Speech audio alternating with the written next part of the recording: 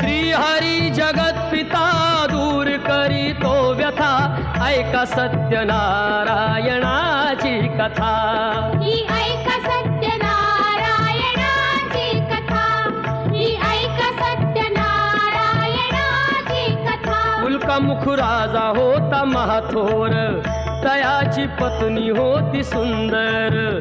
नदी किनारी एकदा त्यांनी घातली महापूजा दोघांनी. आली एक नौका त्याच मार्गानी, नाव भरलेली पूर्ण द्रव्यानी. होती व्यापारी साधू बाण्याची, रीत पाहण्यास आला पूजनाची. उल्कामुख त्यास बोले ऐकावे, व्रत नारायणाचे आचरावे. मनोइच्छित फळ मागावे, चरणी श्रीहरीच्या लागावे.